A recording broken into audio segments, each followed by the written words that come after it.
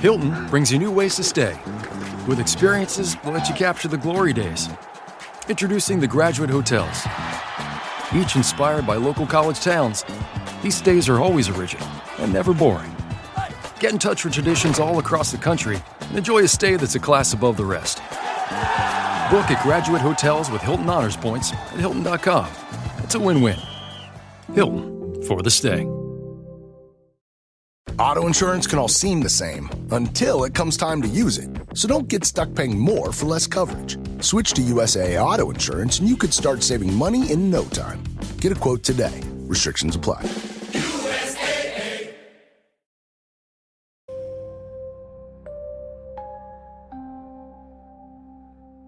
Cuando la casa de tus sueños se convierte en la casa de tus pesadillas y tus noches son interminables encuentros con lo desconocido.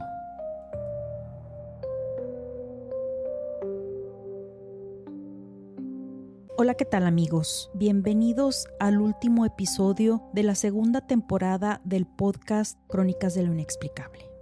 Como les comenté hace unos días, vienen sorpresas para la tercera temporada. Si aún no me siguen, vayan al botón de seguir en su plataforma de podcast favorita y presionen el botón de suscribirse. Les recuerdo que mis episodios son gratis. Esto es para que les lleguen notificaciones cada vez que salga un nuevo episodio. O también la manera de enterarse es seguirme en mis redes sociales, donde subo avances de lo que tratará el episodio y pongo la liga para que lo escuchen una vez que se haya publicado. Quiero hacer un breve anuncio. Después de este episodio haré un pequeño receso en diciembre para prepararme para la siguiente temporada, ya que ustedes saben tengo un trabajo de tiempo completo y al realizar estos episodios me lleva tiempo. Estaré sacando episodios en inglés en diciembre únicamente para empezar con la nueva temporada en español entrando enero, primeramente Dios. Estén pendientes con los nuevos temas que trataremos: teorías de conspiración, abducciones, asesinos seriales y lo paranormal continuará como hasta ahora. Les deseo felices fiestas. Gracias una vez más y bendiciones a cada uno de ustedes y de sus familias. Ahora sí, entremos en materia. La historia me llegó por correo electrónico. Quiero agradecerle a Aurora por su tiempo al redactarla y enviarla. Hola, ¿qué tal, Judith? Espero puedas publicar mi historia, aunque es corta, fue muy espeluznante. Esto pasó en Houston hace 20 años. Mi entonces esposo, mi hijo de 7 años y yo vivíamos en un área bastante insegura. Había muchas pandillas y era un lugar muy feo, muy peligroso. Queríamos para empezar dejar ese lugar y no queríamos vivir en departamento, pero la economía no era muy buena. Yo trabajaba de mesera y mi esposo era enfermero y quería estudiar medicina. Tenía muchas aspiraciones, trabajaba mucho. Los turnos que le asignaban a veces eran de noche o fines de semana, incluso días festivos. No teníamos el ahorro suficiente como para comprar una casa. Sin embargo, a mi esposo no le iba mal. Un día se nos presentó una oportunidad de irnos a un dúplex. Había sido una casa muy grande y la habían dividido en 2. El área era un lugar bastante tranquilo, nada peligroso y había buenas escuelas para nuestro hijo. Por alguna razón el dúplex enseguida estaba vacío, así que cuando nos movimos nos sentimos muy cómodos. Nunca imaginaríamos lo que ahí ocurrió. Yo nunca creí en los fenómenos paranormales. Apenas habían pasado escasamente 2 semanas de que nos habíamos movido y empezamos a experimentar todo tipo de cosas extrañas. Al principio queríamos creer que eran sueños, pesadillas o que eran eventos aislados. Notamos que las cosas se movían de su lugar. Empecé a ver una sombra que cruzaba de una pared a otra. También noté que mi hijo empezó con terrores nocturnos. Se empezó a orinar en la cama cuando nunca lo había hecho. La razón que me daba era que simplemente le daba miedo levantarse al baño. Un día noté cómo de una de las paredes del pasillo salía agua. Pensé que quizás había alguna fuga en el ático o en el otro lado del dúplex. Vinieron a checar, pero no pudieron encontrar la fuga. El dúplex no era muy grande. Tenía 3 recámaras y 2 baños, pero tenía un sótano bastante grande. Ahí había todo tipo de cosas antiguas que no debíamos mover, ya que no estaba dentro del contrato. Sin embargo, el día que vinieron a checar lo de la fuga de agua, a mi hijo le llamó mucho la atención, pues había una infinidad de juguetes y cosas novedosas para su edad. Empecé a notar que la puerta del sótano amanecía abierta. Regañé a mi hijo pensando que él era el que la abría. Después empecé a escuchar como un canto, como una canción de cuna. Era una voz de una mujer. La podía escuchar a lo lejos. Me empezó a dar muchísimo miedo, porque sin razón aparente sentía que no estaba sola. Sentía que alguien me observaba. Otro día de nuevo estaba ahí el agua en la pared. Era como si se filtrara de algún lado. Luego notamos que era como una especie de líquido que parecía sangre. No quise entrar en pánico.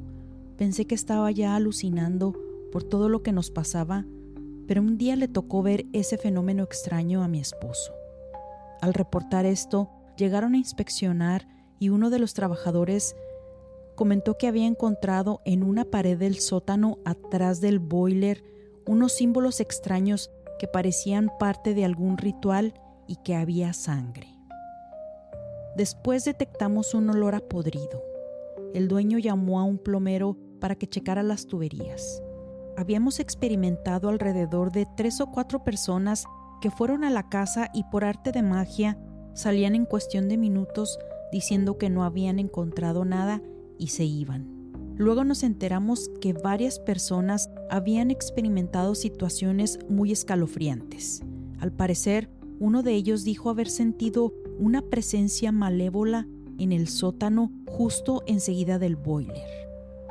Otro de ellos comenta que, estando en el sótano, dice haber sentido como alguien, mientras estaba inspeccionando, sintió cómo se iba acercando y que volteó porque juraba que alguien se aproximaba, pero no había nadie. Dice que le dio un miedo terrible y cuando decidió dejar el lugar y empezó a guardar sus herramientas, empezó a sentirse muy mal, muy mareado, a tal grado de querer vomitar. Había ocasiones en que estaba yo cocinando y me movían los utensilios.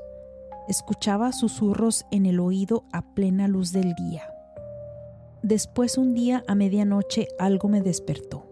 El sonido provenía del cuarto de mi hijo. Uno de sus juguetes sonaba. Me levanté y era un carro de control remoto. Lo vi moviéndose en la caja de juguetes entre los demás que mi hijo tenía. Pensé que sin querer entre tantos juguetes se había accionado al haberse colocado mal. Quería darle sentido lógico a eso. Le quité las pilas y dejó de sonar. Como a los 3 días a medianoche vuelvo a escuchar ese sonido. Me levanto de la cama, me dirijo a la recámara de mi hijo pensando en que él le había puesto las pilas y que otra vez el juguete se había prendido por alguna razón lógica, pero cuando entro a su recámara de nuevo agarro el juguete, pero me doy cuenta que no tiene pilas y está sonando. Esto me aterró bastante. No supe qué hacer, me quedé petrificada del miedo. Para esto mi hijo se había estado despertando a medianoche llorando que había soñado feo y me decía que había un niño que no lo dejaba dormir. En otra de las ocasiones le pasó a mi esposo en el baño. Estos fueron de los pocos sucesos que él experimentó, ya que la mayoría del tiempo estos ocurrían a medianoche, cuando él estaba trabajando. Apenas se había metido a bañar y en cuestión de 5 minutos salió apresurado, todo mojado y doblándose hacia enfrente como sintiéndose mal. Dijo que escuchó cómo se abrió la puerta y vio una sombra que entró al baño y que pensó que era yo. Dijo haberme dicho que qué pasaba, que qué era lo que yo necesitaba, pero nadie le contestó. Dice que claramente, sea lo que haya sido, se paró enfrente de la regadera y él, cuando bajó la vista, le vio los pies por abajo de la cortina del baño, pero que esos pies no eran pies normales. Estos se veían entre color verde y morado, y que cuando corrió la cortina de golpe no había nadie, pero que pudo percibir un olor muy desagradable que casi lo hizo vomitar. Esto fue algo que cambió su perspectiva, ya que a él, como comentó antes, no le habían pasado sucesos espeluznantes. Siempre estaba trabajando, siempre era de noche y a veces doblaba turno. Llegó a experimentar que en una ocasión lo empujaron por la escalera y en varias ocasiones le jalaban la cobija o le murmuraban en el oído. Lo que sucedió después fue la cereza en el pastel, algo que nos dejó totalmente aterrados y que hasta la fecha solo de recordarnos causa escalofríos. Una noche estábamos dormidos y a este punto dormíamos los tres juntos en el piso de abajo, en la sala, ya que notamos que era donde menos actividad había y era donde podíamos dormir un poco mejor. Mientras dormíamos, mi hijo se despierta gritando desesperadamente y llorando inconsolable, en total pánico. Mi esposo, para variar, estaba trabajando. Yo tenía una pesadez tremenda. Recuerdo eso como un sueño. Quería moverme, pero no podía. Lograba escuchar los gritos de mi hijo y me movía y me jalaba la cobija y la ropa, pero había algo que me impedía que yo me moviera. No supe de mí hasta 4 días después. Desperté en la cama de un hospital. Estaba confundida y no sabía lo que había pasado. Mi hijo había llamado al 911. Al hacer la investigación, se encontró que había un nivel muy elevado de dióxido de carbono. Al parecer, 30 partes por millón en un pie cuadrado es letal. En mi casa había 200 partes por millón. Fue un milagro que mi hijo y yo sobreviviéramos. Durante la investigación no se llegó a ninguna conclusión. Checaron tuberías del boiler, estufa y en general en toda la casa para ver qué había causado tan altos niveles de dióxido de carbono. Los detectores estaban funcionando y no detectaron absolutamente nada. No se logran explicar qué fue lo que pasó. Después de eso nos enteramos que ahí había pasado una tragedia. Había muerto una mujer con su hijito de 4 años, pero no nos quisieron dar más detalles. Sabiendo la historia de la casa y de la supuesta mujer y su hijo que habían muerto ahí, no era la primera vez que accidentes habían pasado en esa casa. No quisimos investigar nada. No queríamos saber absolutamente nada acerca de ese lugar. Lo único que queríamos era salir de ahí inmediatamente, reiniciar nuestras vidas y vivir en paz. Amigos, Aurora me cuenta que después de que ellos se mudan de ese lugar, ya jamás volvieron a experimentar ningún suceso paranormal. ¿Qué les pareció el episodio del día de hoy? Si les gustó, favor de comentarlo o calificarme con 5 estrellas en las diferentes plataformas de podcast.